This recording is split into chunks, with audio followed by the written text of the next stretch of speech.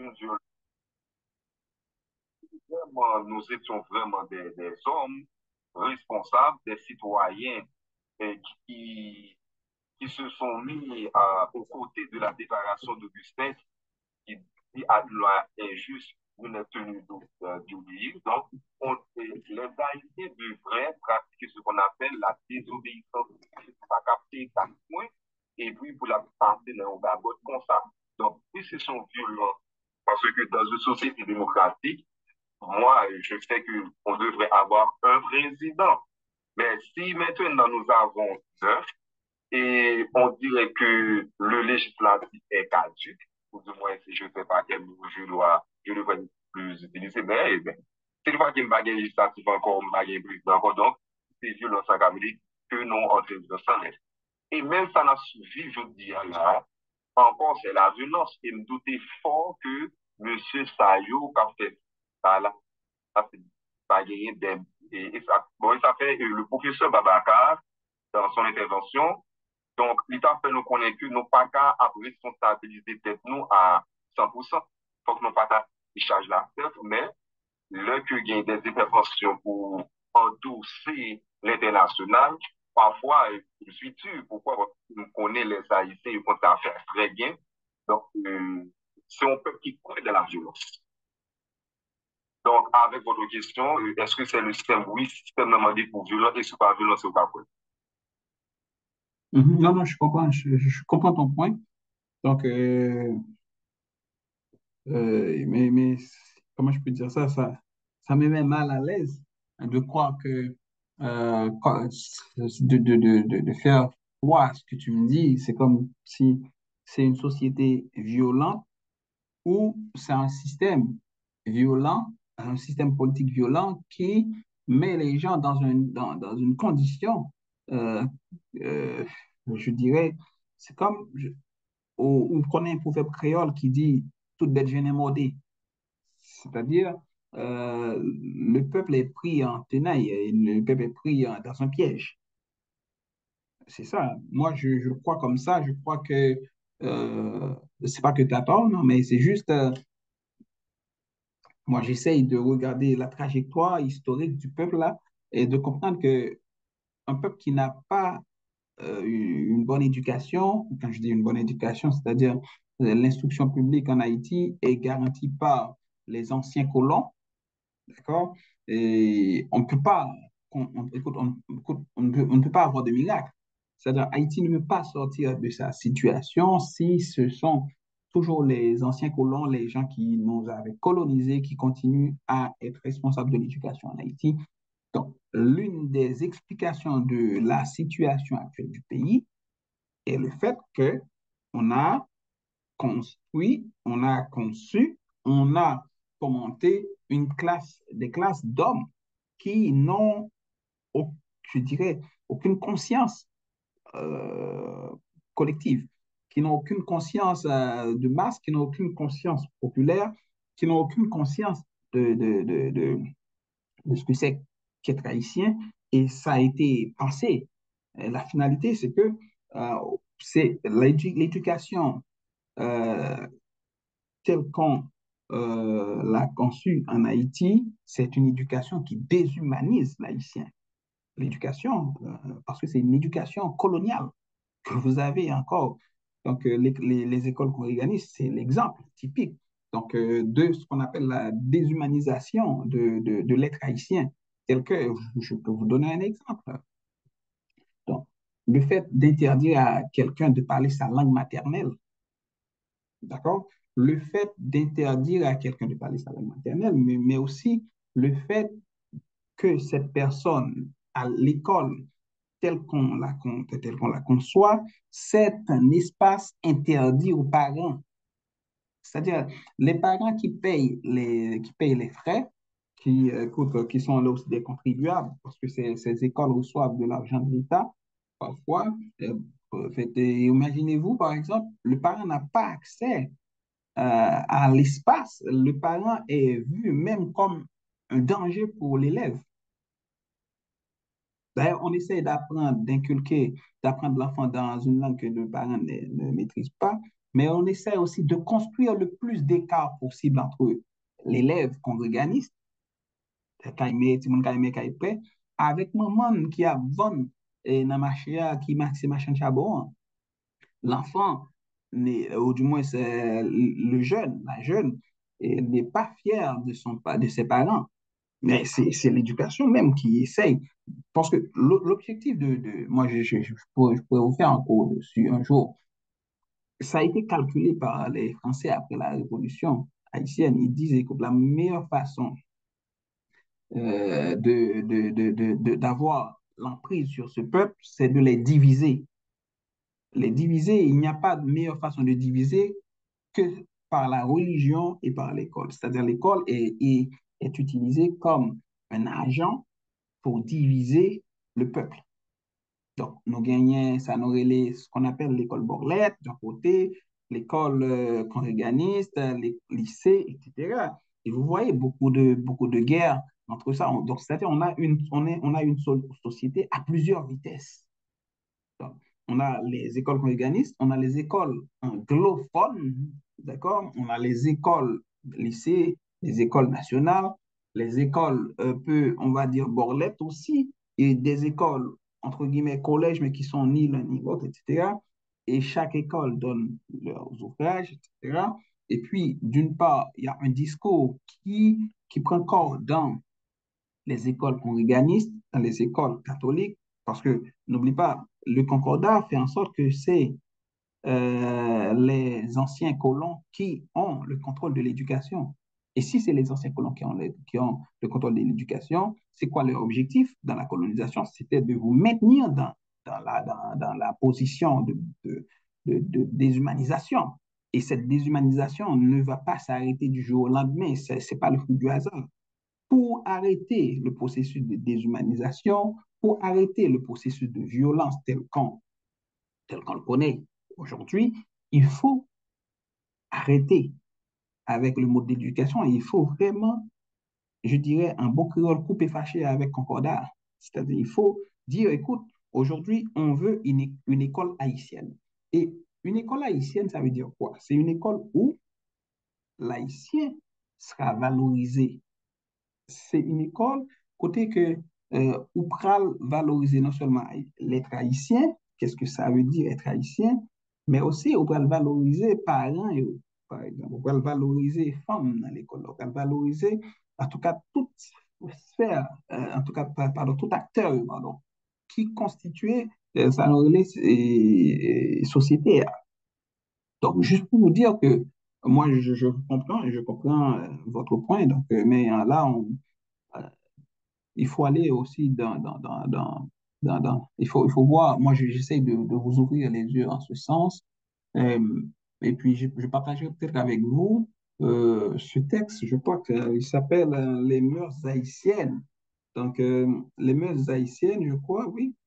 Oui, les mœurs haïtiennes, c'est un texte très intéressant. Pourquoi c'est intéressant? Parce que le but, c'était vraiment d'avoir le contrôle. Les mœurs d'Haïti, donc le but, c'était d'avoir le contrôle de la société, le contrôle de l'évolution de la société. Et donc, moi, je crois que on devrait, écoute, je vous inviterai, c'est Gaspard Théodore Molière, Gaspard Théodore Molière, donc, qui a été en mission en Haïti.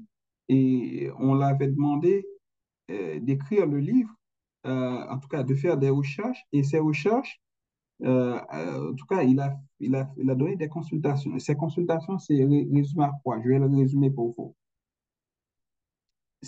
Pour diriger, en tout cas pour maintenir le peuple dans l'esclavage mental, il faut les diviser. Et on va les diviser. On va faire croire que le fait que vous avez étudié à la faculté d'ethnologie, que ceux qui sont dans le privé, par exemple, ne savent pas lire. Donc, si vous avez lire, et ceux qui sont dans le privé vont vous voir, écoute, vous êtes une bande de vagabonds. Écoute, on va diviser la société sur tous les points. On va diviser les gens à souliers, les gens, les va-nu-pieds, etc. On va diviser toutes les classes. Et l'école haïtienne, c'est ce que l'école haïtienne a fait pendant plus de 200 ans. C'est ce que l'école qu'on connaît là a essayé de faire, de diviser tout le monde. Donc, c'est pour ça. Cependant, vous savez mieux que moi, le but, l'objet même de l'école, ce serait d'uniformiser la société. C'est le but de l'école. Sinon, écoute, le but de l'école, c'est ça. Sinon, l'école n'a aucun sens si l'école n'arrive pas à construire des foyers de destin, de nous permettre d'avoir un destin commun.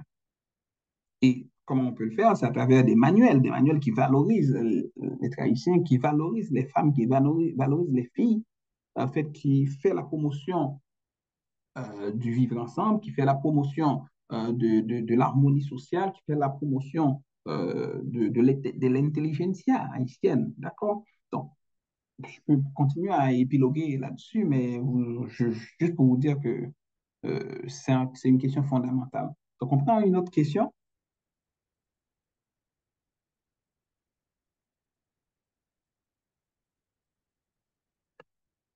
Bon, on dirait qu'il n'y a pas d'autres questions. Donc, s'il n'y a pas d'autres questions, la guerre? Logans, pardon, Logans. Oui, Ouais, c'est Logans? Oui, Logans. Vas-y. oui. Merci beaucoup, Resline, pour ta question, Logans. À vous. Oui. En fait, c'est concernant un système là qu'est-ce là de qui, un système là, il y a qu'est-ce qui fait l'autre. Je pense que c'est un niveau, on va préférer moi avec Pierre Bourdieu, Oui, comme si qui t'a expliqué question violence symbolique là, et symbolique. il faut dire que c'est l'État qui gagne monopole de violence légitime là. C'est pas Bourdieu qui dit l'État gagne un monopole violence, mais on a raison sur le premier aspect, là, sur question de violence symbolique là, mais violence, c'est Weber. Oui, oui, mais c'est correct, continuez, continuez. En fait, moi, j'ai lu un texte, un reporter écrit qui est intitulé État à faible. Oui, écoute, tu lis, hein, c'est bien.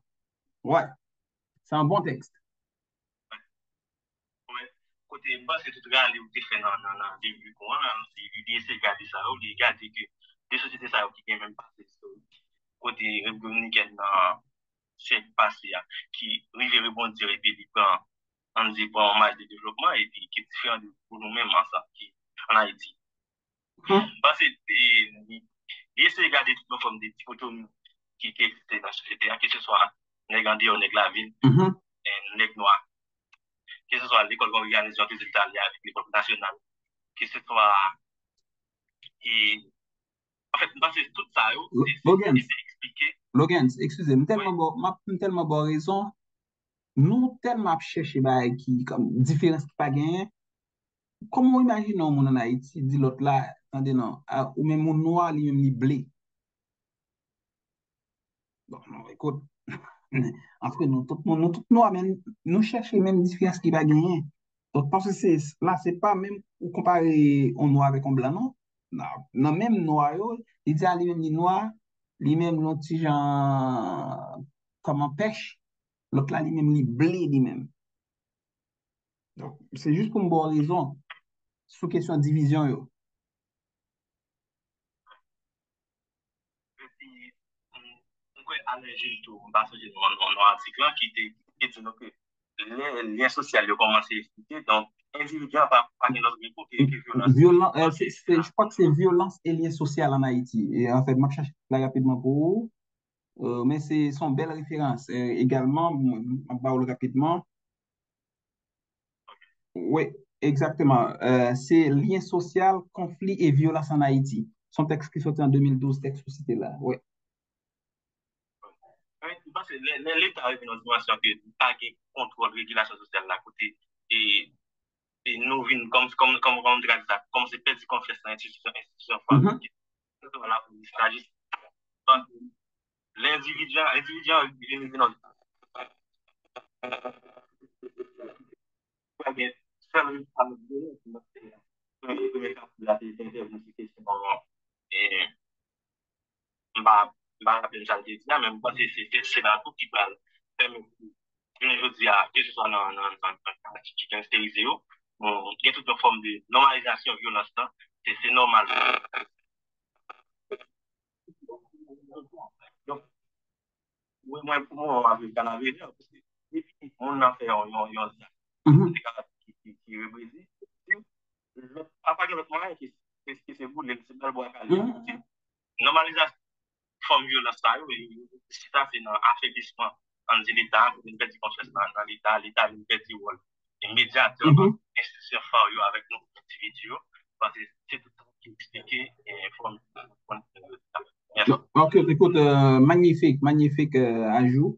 Écoute, bravo, bravo Restlin, bravo Logan. Merci beaucoup pour ces ajouts. Je crois que oui, écoute, vous avez complètement raison. Donc, très, très, très, très bon point. Est-ce qu'il y a d'autres ajouts, d'autres questions?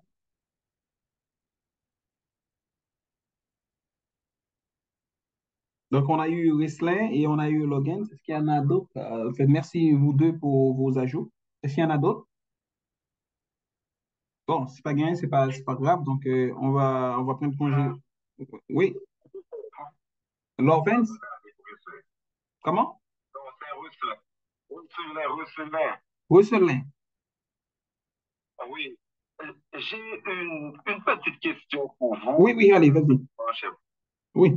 C'est encore au de la violence, mais c'est concernant le début du cours. Vous avez parlé de. Alors, d'habitude, quand on parle de christianisme, oui, Alors, écoute, Russelin, c'est difficile de t'entendre parce qu'il y a eu un bruit. C'est Schneider. Schneider, tu peux fermer ton téléphone, s'il te plaît? Ok, oui, Russelin, vas-y. oui, merci, professeur. Oui.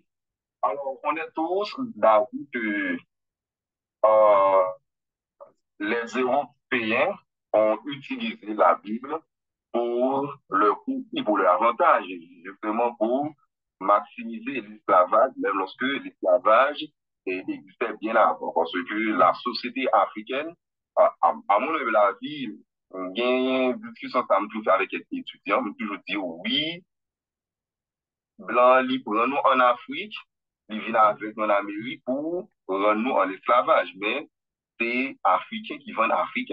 Donc, depuis la Guinée, nègre, c'est nègre qui déraille nègre. Non, non, attention, attention, attention.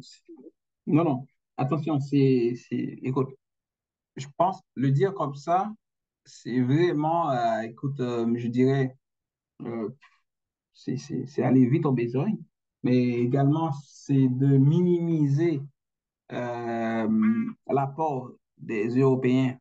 D'accord. Quand je dis l'apport des Européens, donc, ne pense pas que c'est comme genre, c'est comme aujourd'hui, en fait, je dirais 30 ans, 40 ans avant, on dirait que vous avez dit, écoute, c'est les Haïtiens qui ont accepté d'avoir 9 présidents. On le dirait comme ça, là. Donc, c'est pas ça du tout. C'est juste pour vous dire que, en fait, est certain, c'est que euh, je dis pas que, en fait, qu'il y avait pas du tout des Noirs qui participaient dans le commerce. C'est pas ce que je veux dire. Mais je veux dire que il y a eu des gens qui sont partis en bateau avec des armes aussi pour aller chercher pour aller capturer des Noirs. C'est la réalité aussi. Donc, tu peux pas, en fait, on peut pas juste dire, écoute, les Noirs ont vendu des Noirs aux Blancs. C'est pas ça. C'était pas ça l'histoire du tout, là. Donc, ça, c'est très important. Donc, juste parce que c'est parfois, ce discours-là, c'est juste pour vous dire, écoute, tu vois, les Blancs, ils n'ont rien fait. Ils ont juste acheté des hommes. C'est comme si, comprends bien que, faut comprendre, mon bagage. Comprends bien que si aujourd'hui, quelqu'un arrive chez vous, d'accord, Russelin, avec un téléphone qu'il a volé. vous l'avez acheté. Vous allez juste dire que moi, j'ai juste acheté un téléphone. Non, non, non, non. Vous savez que la personne n'est pas vendeur, n'est pas marchand de téléphone. Écoute, et on n'achète pas des humains. D'accord? Donc, ça, c'est important. On n'achète pas des humains. Donc, on ne vend pas des humains, on n'achète pas des humains non plus. Donc, et je ne sais pas de dire que, que les Noirs avaient raison, mais, mais ce qui est intéressant, il ne faut pas non plus de déresponsabiliser ceux qui ont acheté et réduit nos frères en esclavage. Ça, c'est très, très important. Moi, je crois qu'il faut les condamner. Donc, moi, je condamne tous ceux qui ont participé dans le commerce triangulaire. Donc, et je ne crois pas non plus que les Noirs ont trahi les Noirs. Moi, je ne crois pas non plus comme ça. Il y a eu des cas de trahison dans toutes les sociétés, dans toutes les civilisations, et c'est toujours le cas. Donc, maintenant, ce qu'il faut comprendre, c'est que répéter que depuis Guinée, Guinée, c'est pas du tout vrai. En fait, est-ce que vous connaissez euh, l'histoire des luttes que les gens du Congo, les gens du Bénin, d'Aromé, ont menées pour empêcher que des bateaux partent avec des Noirs? Il y a eu beaucoup de luttes comme ça. Donc, donc c'est juste, moi, en fait, je voulais juste vous dire, soit un peu, en tout cas, je t'invite à la prudence, en ce sens. Merci, professeur. Et est-ce que vous pourriez me partager ce texte, cher professeur, Oui, pour avec plaisir, avec plaisir. lutte des Congolais pour empêcher. Oui, oui, lutte de plusieurs peuples plusieurs peuples en Afrique qui, parce que ce qu'il faut comprendre, en fait, l'Afrique est peut-être une société bien organisée. Quand je dis bien organisée, c'est des royaumes, c'est la plupart des gens qui sont venus ici, je dis ici, quand je dis ici, vous voyez, à Saint-Domingue ou dans d'autres Antilles, c'était des rois, c'était des reines, c'était des éducateurs, des professeurs, des enseignants, etc. C'est des gens normaux comme vous et moi, là. C'est comme aujourd'hui. Regarde ce qui se passe en Haïti. En fait, on a forcé l'élite intellectuelle à aller vers le Canada, vers la France, vers le Brésil, en tout cas, à laisser Haïti. Mais c'est contre leur gré, là. C'est pas, ils ne l'ont pas fait volontairement comme on pense. Donc, juste pour vous dire que moi, non, moi, je partagerai avec vous plusieurs textes. Je dois vous partager des textes sur le fait que j'avais dit que les Noirs ont traversé l'Atlantique avant Christophe Colomb, They came before Columbus. Je partagerai ça avec vous. Je partagerai avec vous aussi des luttes que des gens ont menées. Donc, même étant sur le bateau, les gens ont continué, les gens ont continué à mener des luttes donc, pour la survie. Donc, bon, en tout cas, je sais pas si vous connaissez ce film qui s'appelle, je vous invite à regarder ce film, c'est un film intéressant, La Amistad. Donc, c'est un film documentaire extraordinaire sur l'histoire de l'esclavage. Donc, en tout cas, bref, je partagerai avec vous certains documents sur ce fait. Et puis, merci beaucoup aussi pour tes points, Rousselin. C'est très intéressant. Tu fais avancer les réflexions dans le cadre du cours. Merci beaucoup. Et puis, je pense que moi, j'ai déjà noté vos notes pour aujourd'hui. C'est très, très intéressant. Donc, on n'est pas obligé d'être d'accord sur tout et tout, mais en même temps, là, toi et moi, on a plein de points d'accord aussi, là. Euh, Merci beaucoup. Donc, on se voit à vendredi. À vendredi, mes amis. Bye bye. Mais, ah.